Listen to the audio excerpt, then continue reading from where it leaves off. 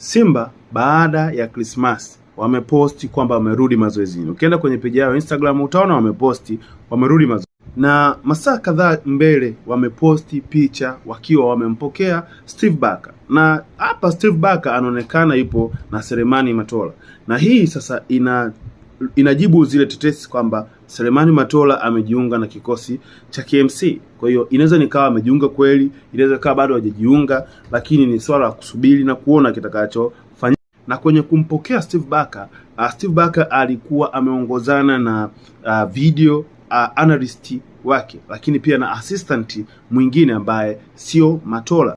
Endelea kutufollow, lakini endelea kulike video zetu, bila kusahau kushare video zetu za Mugisha Talk Sport, kwa sababu tutakuwa tunazungumza vitu vingi sana kuhusiana na masuala ya mpira. Na huyu ndiye video analyst mpya wa Simba, mchambuzi wa masuala ya video ambaye amefika na kocha Steve Davis Phil, ndiye kocha mpya wa magolikipa Simba. Na utaona Simba wana crisis kubwa kwenye magolikipa wao, kwa sababu ni kama magolikipa wao namba 1 na namba 2 wamepata majeruhi. Kwa hiyo Davis Phil amefika na kazi ya kufanya ili kuendelea sasa kulilinda lango la Simba kwa umakini. Kwa hiyo utaanza kuelewa kwa nini Yanga waliwahi kukatisha ile timetable yao ya mapumziko, lakini pia kwa nini Simba wamechelewa kurudi kwenye mapumziko. Na kimsingi kocha Steve Barker ana kazi kubwa sana ya kufanya baada ya kufika kwake, kwa sababu hichi kipindi ambacho anacho sasa hivi, hichi kipindi ambacho kimebakia kidogo kuelekea kwenye Kombe la Mapinduzi,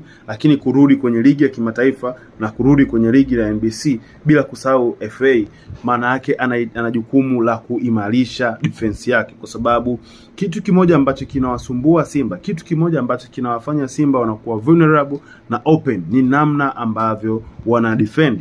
Rushan De Rock kwenye defense ya Simba ndio jina pekee ambalo limeonyesha consistency ya kucheza vizuri. Kwa hiyo maana nini? Maana ni kwamba Simba wanahitaji ku-strength namna ambavyo wanakaba. Kwanza ku-strength namna ambavyo wanakaba kwenye phase za pressing. Wanavyopress juu, wanavyopress katikati, wanavyorudi sasa kuzuia kama timu nzima, either kupaki basi ama transit ya kusema kufanya transformation ya kwenda kwenye defense. Sasa Simba wanahitaji kusajili either ni mchezaji wa kushoto ambaye ataongeza nguvu kwa Mrigo, beki wakati mwingine, lakini pia beki ambaye atamsaidia Kapombe. Kama hakitawezekana kufanyika hivyo, basi Simba wanahitaji kufanya either sajili 2 ama 1. Na hii itamsaidia Steve Barker, kwa sababu Simba wanahitaji kufanya transformation kubwa sana na changes kubwa sana kwenye eneo lao la defense. Ndio kitu ambacho kinawasumbua. Niandikia kwenye comment hapa